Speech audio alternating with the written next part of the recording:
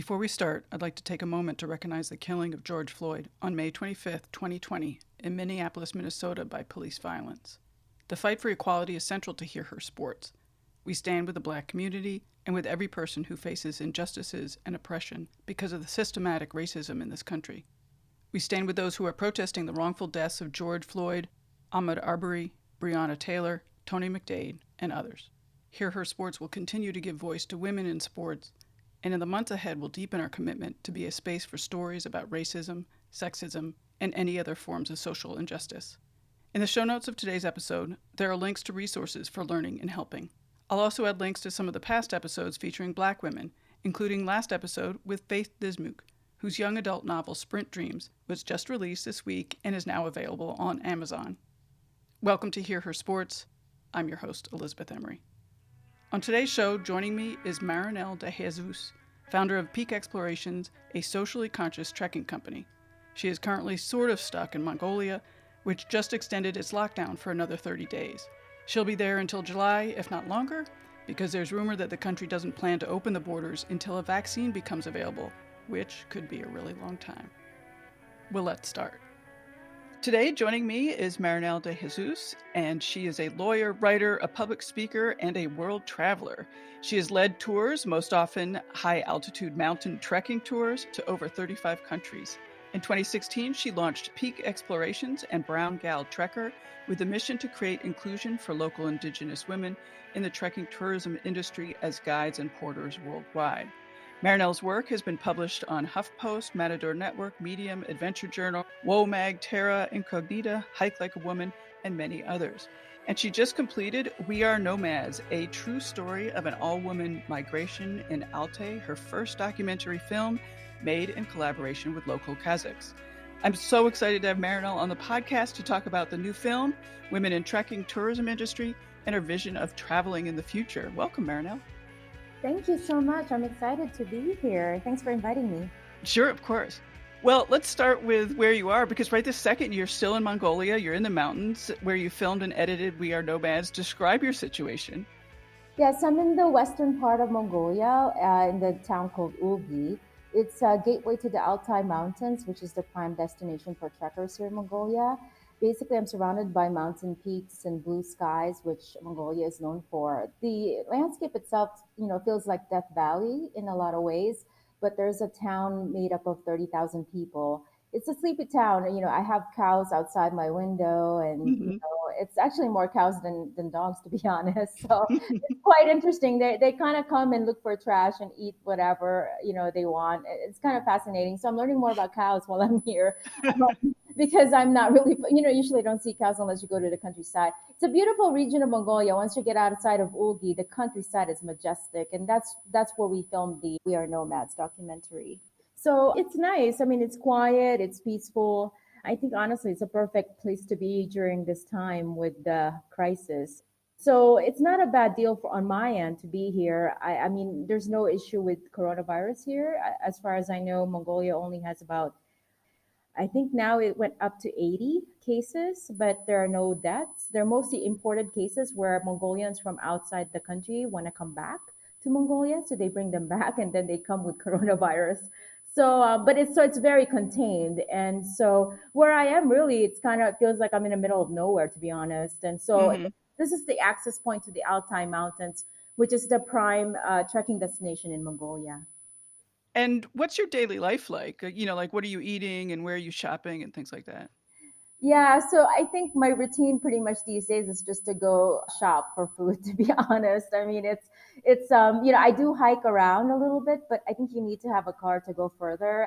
So on a daily basis, I just, I basically have been taking care of myself a lot more now. I think because of the pandemic, I think everyone's kind of thinking about health these days. So I'm no exception. So I think this is a chance for me to kind of like, figure out my diet, kind of sort of sort out my meals. And, you can buy everything here pretty much. There are vegetables and fruits. And the only thing actually is they don't have fish because they eat a lot of meat here, like lamb, beef, sheep, and all other kinds, except pork. They're Muslim, mainly Muslim folks here. The Kazakhs are the Muslim people here in Mongolia. So the diet is a bit different from what I'm used to because I eat a lot of fish. So that's something that shifted a lot. But my routine, really, to be honest, is I do a lot of writing and I've been busy with doing the filmmaking. So for the past 60 days, that's what I've been doing since I got here to Mongolia, which is really Mhm. nice. Are you I mean, I'm hesitant to use the word stuck, but are you stuck in Mongolia? I kind of use that word once in a while, but then I'm thinking I can't really use that word. It doesn't feel like I'm stuck, to be honest. I mean, I feel like people will probably like roll their eyes at me, like you're kind of like on vacation in a lot of ways. You can treat it as sort of a break from, but I'm a nomad, so my home really is not defined, and so to me, it's like where I am is home, and it's not like I can think about U.S. and say, oh yeah, I'm going back there. It's my home, which I used to think.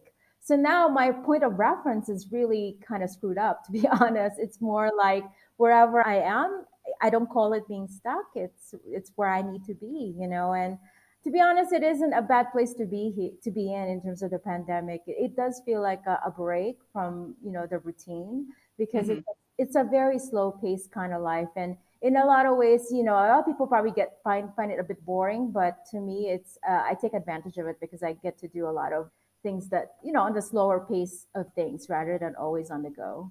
Right. We're gonna talk about trekking a little bit later, but are you able to get out and walk in the mountains and whatnot every day or regularly? Yeah, I mean, I've been meaning to do a lot more running around the area. There are mountains, but I think they're further out. There is a mountain area here I go to whenever I want to feel like taking a break and having a view of the city. But I don't have a car. And I think, honestly, if I had a car, I'd be out every day. So I was actually kind of thinking maybe I should rent a car, but it's a bit expensive to rent a car here because I think I'm the only foreigner. So far, since I've been here for almost 80 days in Mongolia, I haven't met another foreigner.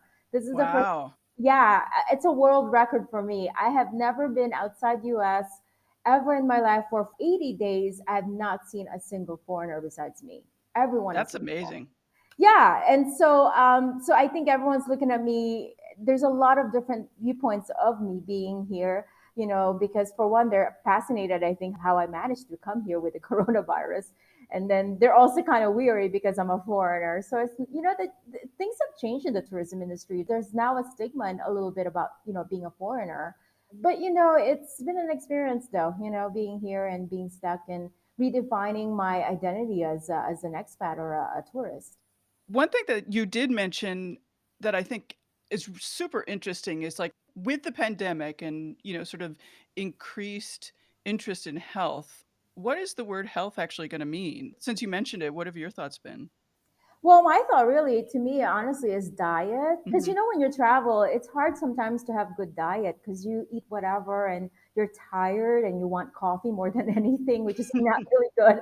So I mean, I'm an addict to, when it comes to coffee. So, I started kind of become more interested in like, oh, I have more free time now. I can cook. I actually rented an apartment now. I've been here for over a month, which helped a lot. I was living in a hotel for the first 30 days and that wasn't a good idea because I ended up eating easy meals that are easy to cook, or I go to the restaurant. But now I'm like focused on cooking and I'm trying to see what the groceries they have, what they have here, the markets. So I'm focused more on the food really. I think health, you can easily just focus on food. And if you focus on food, that's like 3 times a day or 2 times a day that you have to like focus. That's a lot of, effort, right? So Right. there is no gym. I do try to stay active by walking around a lot. I don't have a car which helps because I'm always walking every day. And then I do a little bit of workout indoors as well. I do basically like most everyone do probably go on YouTube and just do some sort of intensive training workout, that kind of stuff online. But I do try to move as much as I can because I haven't been doing a lot of long distance trekking.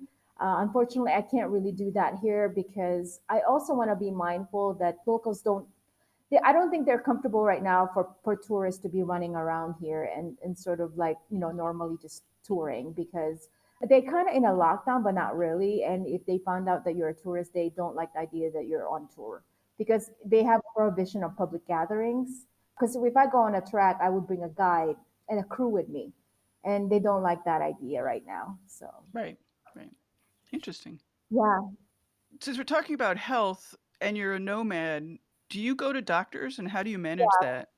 Basically, in Peru, which I'm based, I actually have a good dentist there now. I had root canal done. I'm in Cusco, and that was nerve wracking at first because of the language barrier, for one. Because, Yeah. he's trying to explain and I'm trying to explain. But it worked out really well. You'd be surprised how good medical treatment is overseas and dental treatment is. There's such thing as medical tourism, and I think it's becoming a norm now where if it's too expensive in the US, people would actually go overseas, take a vacation, and just get treated.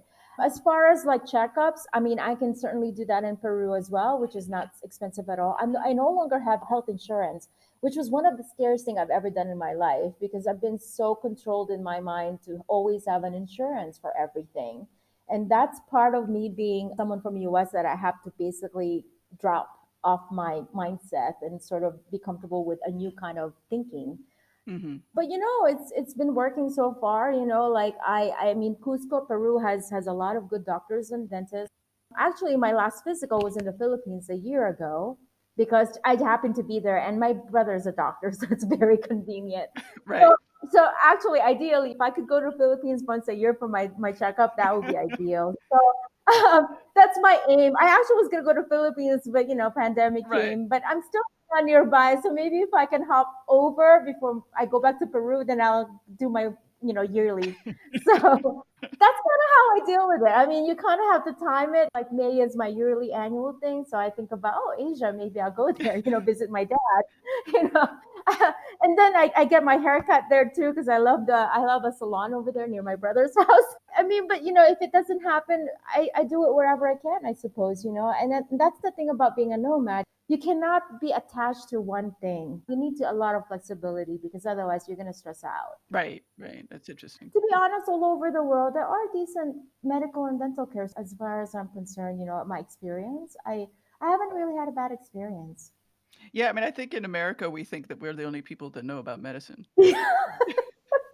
Yes, that's fascinating. Yeah. So, how often are you in Peru? I actually was based there. Well, I'm still am. I moved my everything. I basically got rid of everything, my house, my car, my possessions, my career back in Washington, D.C. I started it slowly. And then eventually in February 2019 was officially my move to Peru because I got an apartment there. And I moved my two cats. My 15-year-old cats moved to Peru. Wow. So I promised myself I will never leave them behind. Just because you change your lifestyle doesn't mean you just give up your pets. So I always felt like this has been a long-term relationship that I've had with them, and I want to see it through. So I had to do a lot of research on that. It was expensive. I'm hoping this will be the last move for them, and this is their retirement. Right.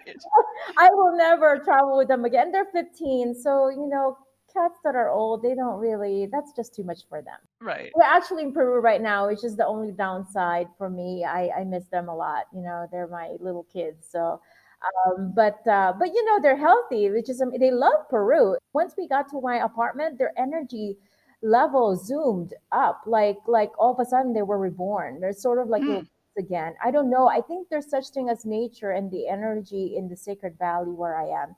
The Andes is outside my window. The Andes Wow. range. So they picked up on it the way I have picked up how much I love that place. And so even animals can tell, if it's a nice environment.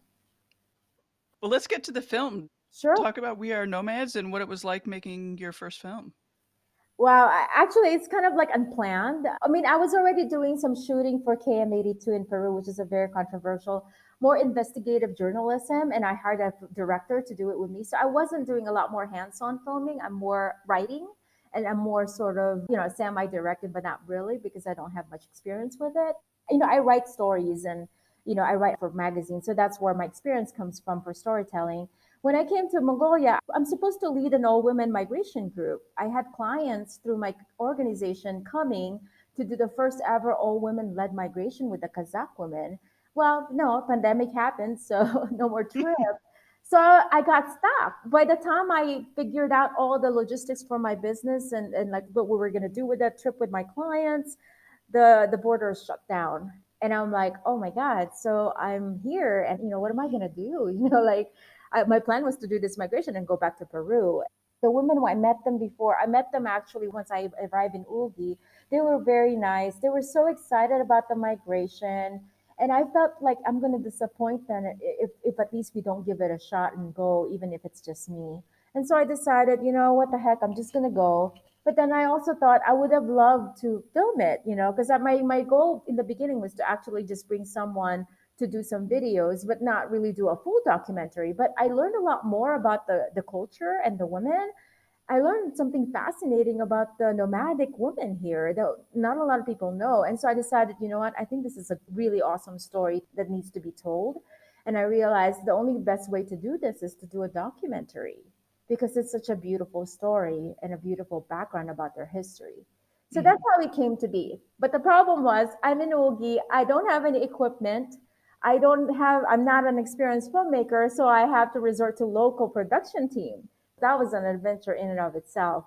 At first, I told myself, if I'm going to do this, people are only going to watch a film if it's like good quality. If you don't have good gear, then forget it. And Uki doesn't have a lot of filmmakers. Actually, they don't have filmmakers. They only have people who get hired by people for weddings and parties. Oh, Yeah, I mean, don't think this is Hollywood, So my idea of actually doing a documentary here without a crew is kind of insane because like I mean, so I thought this is hilarious. I started researching. So I thought maybe I'll see where this goes.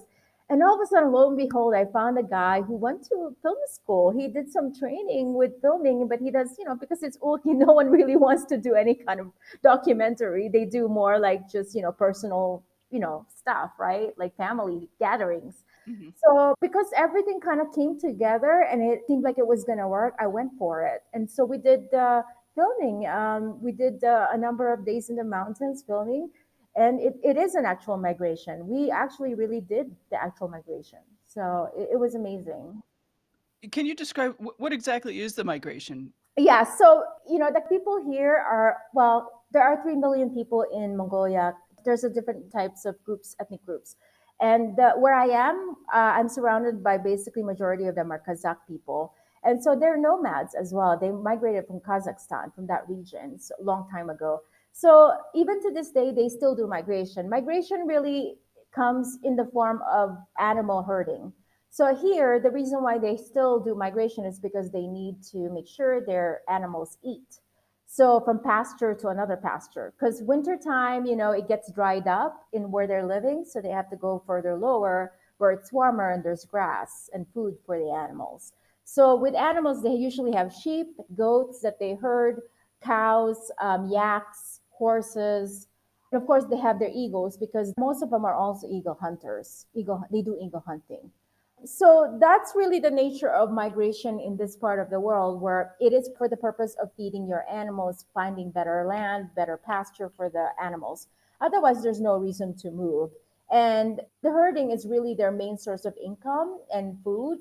So even to this day, there are still 100% full-time nomads living in the mountains of Mongolia. But of course, it's much lesser than before because of the Right. technology. As you can imagine, everyone has a lot of people have now moved to Ulgi, to the towns, because it's more convenient and easier life. In terms of actually being a nomad is such a hard life. It's very busy with animals.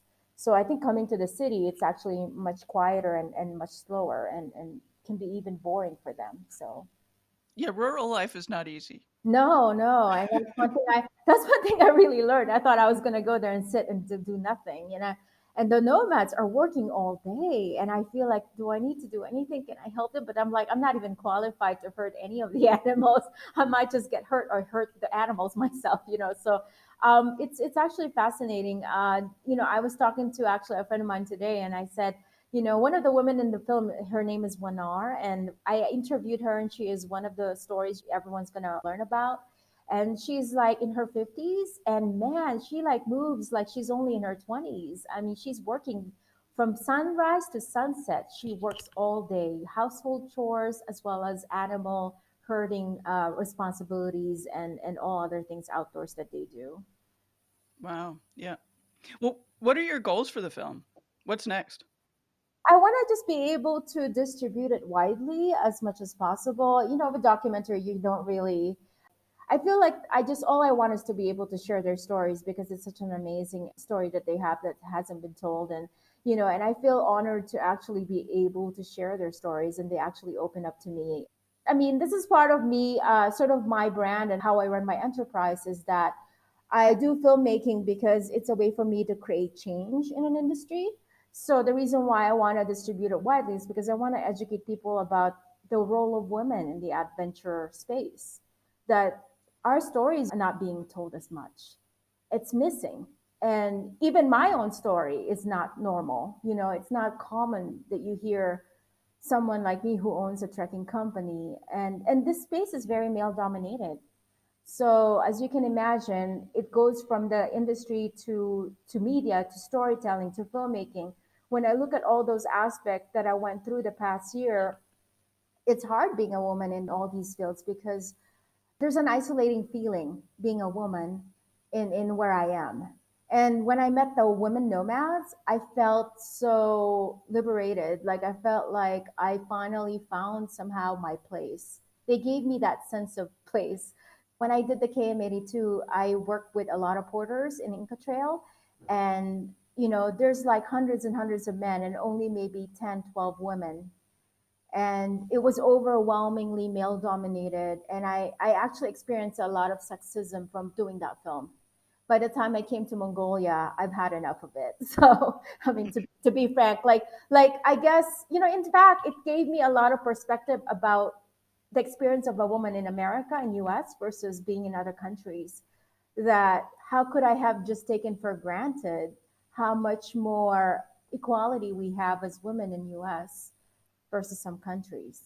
And I actually experienced that firsthand, Right. culturally, even that it's acceptable in Peru for a man to put you down and embarrass you in front of everyone. That's okay. Mm. So, yeah. How would you like to see diversity improve in the outdoor industry, in trekking or any other areas that you've experienced? I want people in the industry, whether you're a company owner or a guide or a porter or whatever, to be just more mindful and conscious of the fact that we haven't welcomed a lot of different types of people in this industry yet. Like we haven't created a welcoming type of atmosphere. It's been lacking for so long. And one example is being a woman. A woman porter, a woman guide. I met so many women porters and women guides, and I talked to them a lot since I've started my company. Even before that, I did my research, and this is how I ended up focusing on this as an issue. From all my conversations with women guides and porters and operators and even the women nomads here, there's always that feeling that you are just not completely welcome in this space. It's not supported, it's not welcoming. It's changing though. I have to say it's changing, but very slowly. I feel like there's still a lot of breakthrough that needs to be happening. And I'm just hoping that men and women will become more in tune with the fact that the industry, the way it is being run, is not okay, that we need to create more supportive spaces for women entrepreneurs, for women guides, for women porters. For example, I guess a very concrete example in my mind right now, Kilimanjaro women porters and guides. I am focusing on some issues on the porters with women, the women porters specifically in Kilimanjaro. One of the concerns is that there's still a lot of incidents of sexual harassment, whether it's subtle or whether it's egregious and blunt and very direct. There's all forms of different harassment towards the local women porters. I'm thinking, why haven't we created a culture in that industry where it's safe for them? And that's the thing that I want to change. And the harassment is coming from all over. It's not just men porters or male porters, it's also the male guides. It can also be the male tourists. So all I want is really to basically look at these issues and sort of make it better, basically. Come up with best practices for the industry.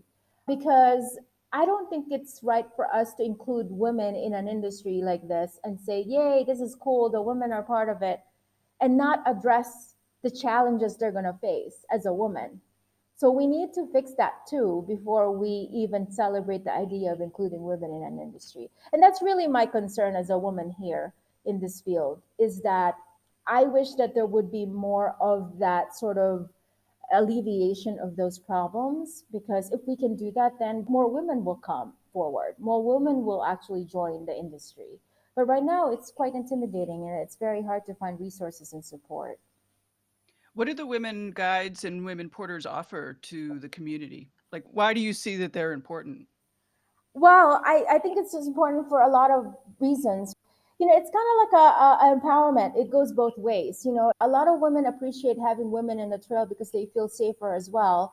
I mean, in Nepal, an agency there that's women led started because there were complaints about women, falling into dangerous situations because they were around male guides and they were just alone in the mountains. So there's Mhm. now a phenomenon where there's just a few of them, agencies run by women for that reason. These are real problems for women. So this is a benefit for a lot of women. I also have male clients who also appreciate having women as guides and porters. The women are very good as leaders, and this is something we don't appreciate so much in this industry. I think when we think about hiking and trekking, we think about someone physically strong. We imagine it's more of a masculine kind of energy, and that's really what we're brainwashed to think. But actually, what I'm learning, because I have a company, I do research on what makes someone a good guide, whether it's a man or woman, it's the leadership. And women are good as leaders because they negotiate and they're intuitive. And I have to be honest, I've been on tracks where I would have men guides and women guides. I see a major difference in the approach. And sometimes sometimes you do have great men guides, they have the ability, the intuition and all that.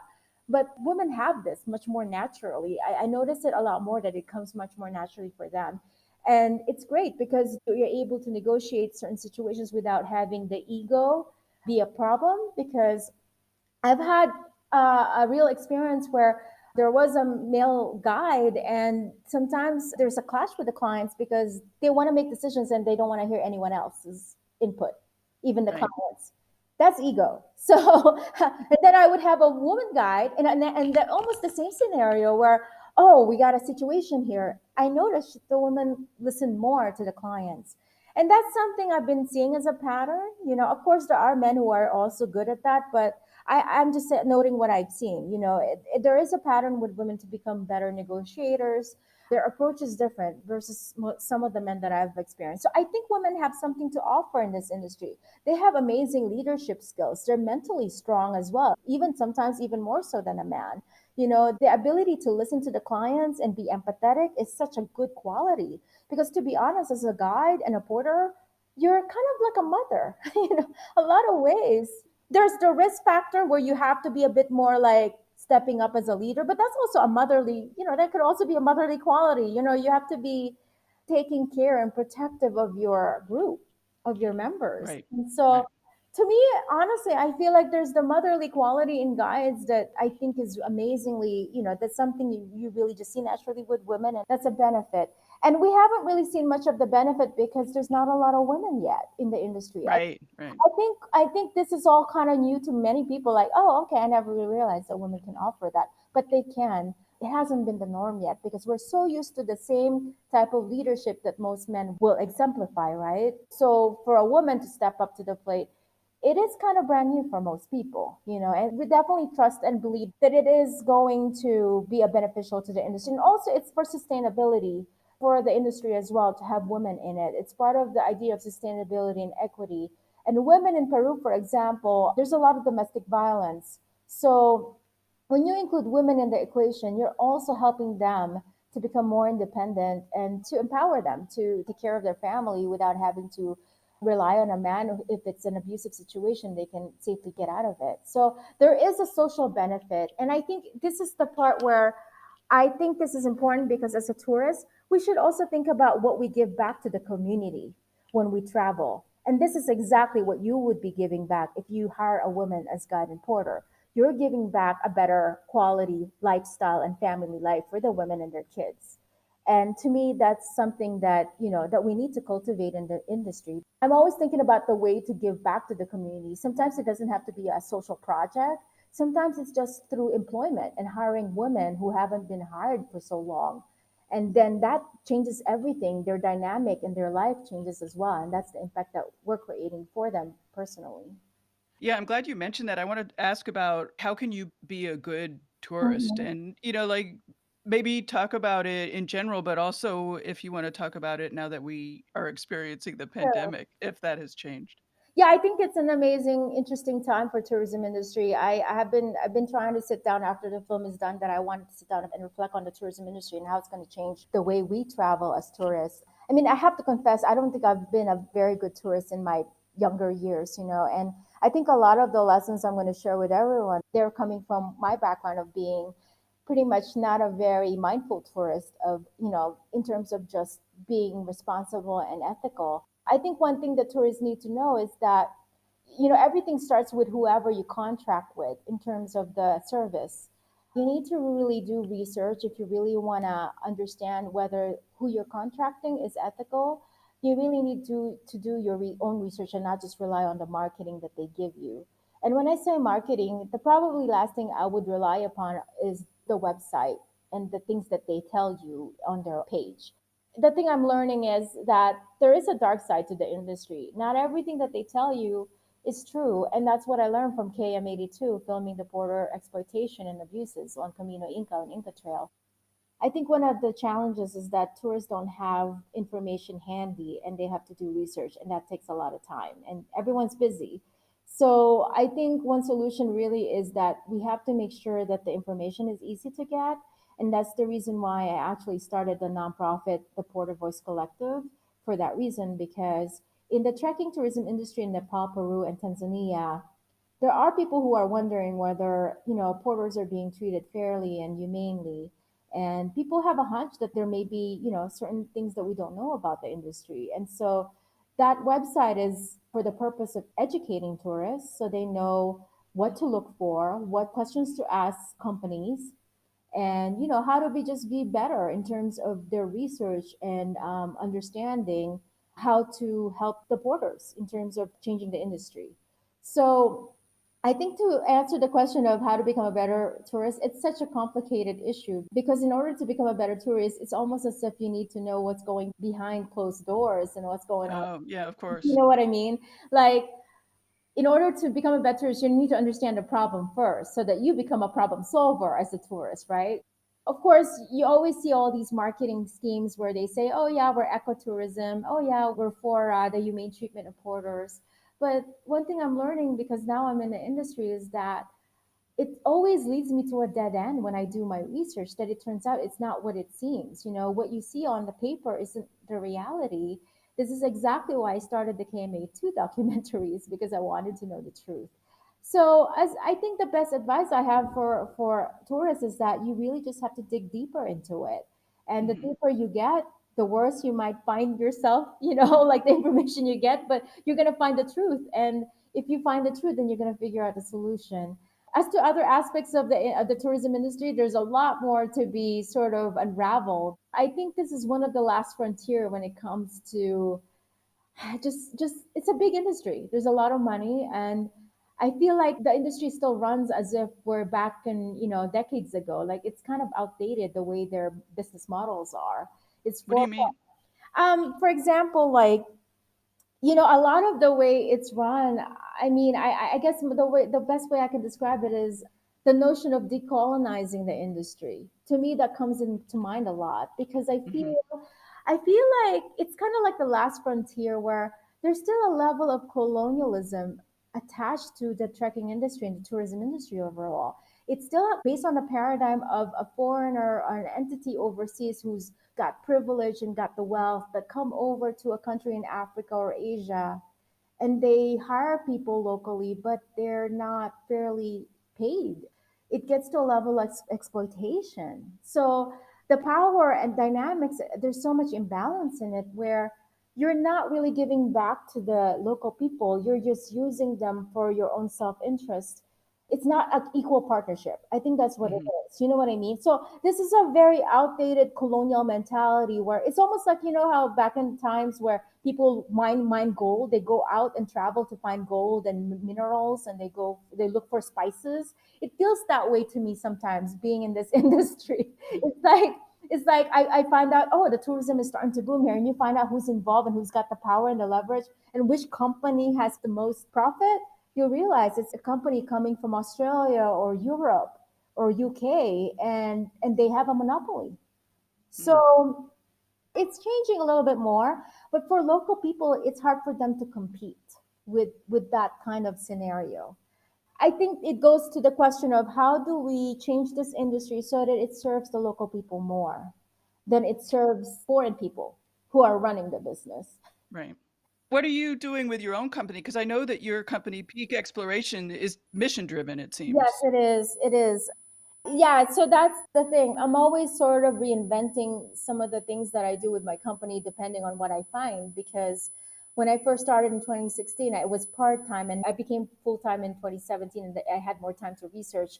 The more research I do, the more my model changes in terms of my business. And I think that's okay. I think I shouldn't, because people kind of look like, oh, that's insane that you're always kind of shifting things, but it's good because I'm adapting to what I really know and what I find out is the truth from my investigation. So, for example, for me, I still partner with people locally when it comes to Peru because, really it depends on their laws in terms of licensing and all that stuff, in terms of permits for tracks. Sometimes it has to be driven by local people. And I also don't want to start my own sort of licensing, like my own company in Peru, because I don't want to take over. I'm being mindful of trying to support local entities as a partner. So how I do it is really I try to like the inclusion of women. That's one example of a project that I have to make the industry better. The Porter Voice Collective is a project that I have to make it better because it gives back to the porters themselves and empowers them. And I talked to the porters in Peru about potentially helping them with an idea of running an agency run by porters themselves, a porter led type of trekking agency. So that to me is the way to kind of go back to the community. Is the way to do that is to really listen to their voices. What do they want? How do they want this industry to look like? So that's what I do with my organization. I listen to the locals. I create a relationship with them. Sometimes it's not necessarily a working relationship. Sometimes it's more of an investigative type thing. They understand I'm trying to understand the industry, and then I give them a forum through Porter Voice Collective to speak up. But one thing I'm learning is the big companies become out of touch because they don't go over to the country to do research. Mm. They start their business, they put the packages together, and they leave and they hire someone locally as a manager. But the manager only does office work, right? It's not like they're going to do investigations. So they don't really monitor how the business is being run, whether it's equitable and all their workforce folks are being treated well. They don't do all that kind of research. And I think that's one thing I want to advocate for companies is that they need to start being more attentive to what they're doing in those countries to see if what they're doing is ethical and it's not offending the locals in any kind of way or hurting Right. them, right? So that's what I do with my company. What do you imagine your trips are going to be like going forward, and when do you imagine starting up again? I think that I mean that's a good question. I was at first thinking, oh yeah, it's gonna just maybe it's gonna just take a few months, but I think it's gonna take a while for the industry to come back to normal. So I think people may have a mind shift about the whole industry as well. I'm hoping that they'll be more mindful of like what they do in terms of travel. Like maybe they'd be more responsible and more conscious of their impact on the environment and the people. As to when this is going to happen, honestly, I can't really say. I think we're going to have to see how everything goes with the airlines and the just the tourism industry as a whole. If we're lucky, if we can at least have something going by 2021. Hmm. I think Yeah. the rest of the year, to be honest, even if we open up the countries, who would really want to travel? A lot of people also have income issues now, with people losing their jobs. So there's going to be less tourists, obviously, because of money. Um, Right. so to be honest with you, my sort of expectation is that 2020 is just going to be a kind of like an exception to the norm, and we're gonna just it's not a non-tourist tourism kind of year, Yeah, I'm even gonna be shocked if one or two people sign up for trips this year. To be honest, the pandemic, I don't, we don't know much about it yet. That's the other problem, right? Right. Right. Why trekking? Why were you interested in starting a trekking company? It really came from just me loving it. I started maybe discovering it when I first started becoming a lawyer in BC when I started practicing. And I found it to be the most effective way to heal over anything, actually, like grief or loss. At a point that I discovered it, I actually went through uh, a sort of a depression. Well, I've had depression when I was younger, when I was a teenager, and then it kind of went on and off, just like like we know about depression. It just sometimes it fades, sometimes it comes back. So for me, for a long time, I actually had to do therapy, and I did child abuse and neglect kind of practice. So that was a very, very difficult practice to do. So that didn't really help as much in terms of my mental state. I realized I needed an outlet, and that's when I discovered hiking. And I think that was the only thing for me, to be honest, that really calmed my mind and finally gave me sort of, it felt like a natural healing mechanism. It's a natural healing method for any kind of mental state, mental issues that you have, and mental challenges that you have. And so since then, I just never stopped doing it. It became just part of my life. So I decided I wanted to do the trekking company because doing it means I'm always going to have trekking in my life. So Right. it's really sort of a personal motive. Like it's really one of those cliche things that whatever you love to do, you want to turn it into a job. And I did exactly that. I didn't know how I was going to pull it off in the beginning. But when you love something so much, you just go for it. You actually try to believe, or fake it till you make it, believe that it's going to work out. And it did, Right, right. So that's all I banked on. I invested on the idea that I'm going to pretend in my head, I'll tell myself, I'll figure out how I'm going to make it work, but I am going to just trek. That's all I want to do. And I'm going to do a trekking company.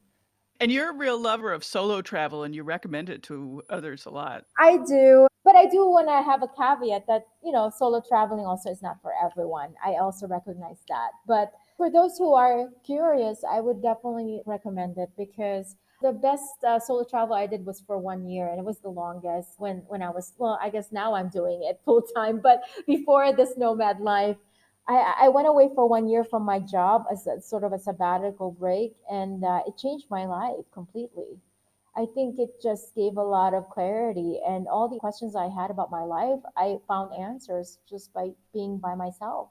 And traveling solo facilitated that atmosphere to get clarity for me. So I Mhm. recommend it because it gave me a lot of benefits, and if it added a lot to my life, then I would at least tell people, give it a shot. If you hate it, then don't do it again. But if for some reason you're curious, I think it's a good way to sort of get to know yourself better. The traveling that we've been talking about so far is, at least I'm envisioning, you get on a plane and you go to this sort of, I mean, not necessarily exotic, but sort of far out place. And I mean, and I'm thinking again of the pandemic and changes we're going to see in the industry. Do you think there's a way to get whatever you get by trekking, by doing one of your kinds of trips, without making that gigantic leap on a plane and going to some foreign country and, dealing with a lot of the issues that we've been talking about? Yes, actually, I mean, US has a lot of beautiful hiking trails. I haven't even explored fully the entire country. So if I'm stuck in US, I would just go on a car and just drive and do hiking there. I honestly believe that, and I think this is coming from my nomad viewpoint and being a nomad for a few years now, is that every country has something to offer. And don't get me wrong, like I think people probably think, oh my God, Marinel's just in an exotic place. Oh, it's so boring in US. Since I've been away from US, I actually started appreciating US more and thinking to myself, US has beautiful landscapes and has amazing trekking destinations. There is no such thing as Grand Canyon anywhere else in the world, for example.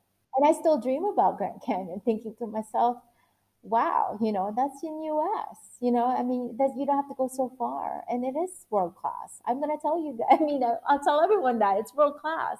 So I guess my point is that sometimes it's easy for us to kind of take things for granted where we are, when in fact we are somewhere where people are just so jealous, about that they want to be where you are, like people probably think, oh, I want to be in Mongolia, but I'm thinking, Mongolia is cool, but hey, if you invite me to go to Grand Canyon right now, I'd go, So, I mean, you know what I mean? Like, I'm not going to be like snubbing one place over another because I think what I learned from my nomadic journey is, man, Earth is beautiful. And it could be anywhere in the world, to be honest. So I think you should definitely. Research your own backyard, your own country. Unless you've done everything in US, then okay, then maybe that's a different conversation. Right? But if you haven't, you're not missing out. You should explore the US. You should.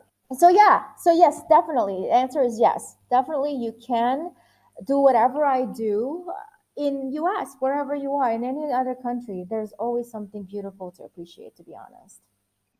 Well, let's get back to the mountains. And could you describe what it's like to be on one of your trips? Like what is it like to be out there on your own for 2 weeks of walking around? Well, I mean, the treks that I have for people usually is small groups. I mean, that's one thing I hardly do big groups. Sometimes I make exceptions. The last trip I had was Patagonia. We did the full circuit in January in Chile before the pandemic blew up. It was basically a group of backpackers. That's a more advanced level because people had to have experience backpacking before they join. It varies a lot from my organization. If you want to do Peru, you can do Inca Trail. You can do an easier track, which is only 2, 3 days. There's also a longer term track, which is Waiwash trek, which is high altitude, and that's harder. Africa, of course, which is Kilimanjaro, would be very difficult. So it's more advanced. So it varies a lot, but it is really an adventure, and it pretty much disconnects you from your reality. And it's a vacation adventure type thing. It's not just a vacation where you're relaxing, you're actually working your body, which is a good thing because you're being active and it's healthy for you. So that's really in a nutshell how those trips are. And in my own time I do the same thing, to be honest. I mean, when I did the migration, it was hiking, just without the group and more local people. I do a lot of solo trekking as well. I did the John Muir Trail in 2018 for 24 days solo. I was gonna do a little bit more solo traveling in Nepal, this year, but because of the pandemic, I can't do it. For someone who's never done a solo trek like your John Muir Trail, like what happens to your thought process or like what happens during that time? Oh, it changes a lot. I think the thought process turns into silence a lot of the days that I was on the trail, and that's beautiful.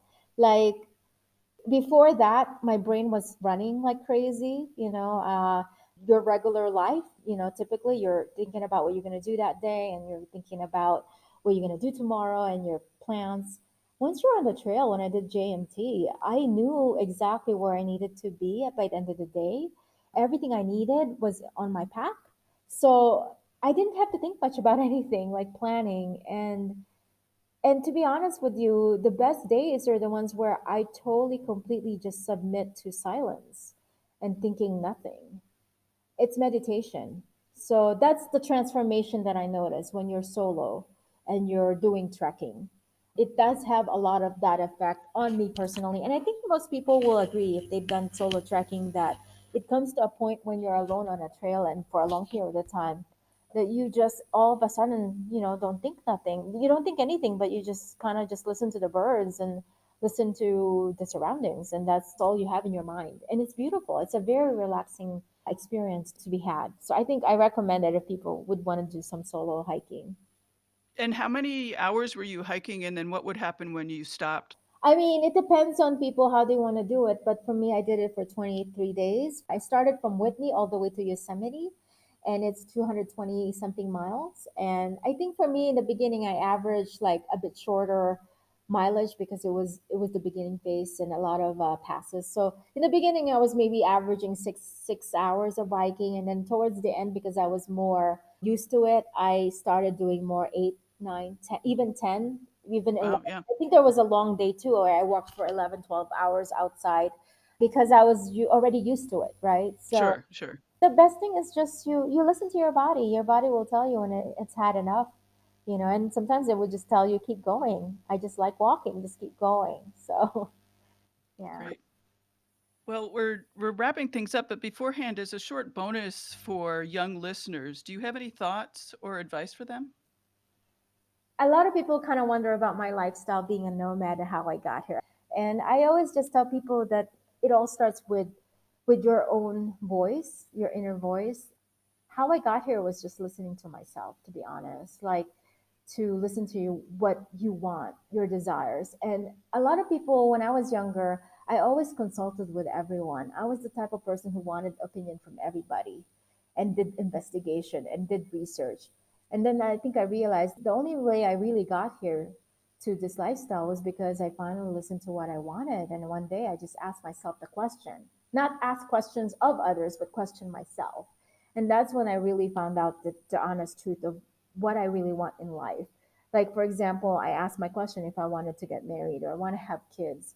Once I asked those questions, it took me to the truth of my own truth of what my life should look like. So I would advise people to take a break from the external factors and the external environment as much as you can, if you can. And if you're worried about what path you want to take in life, just sit down and ask yourself that question.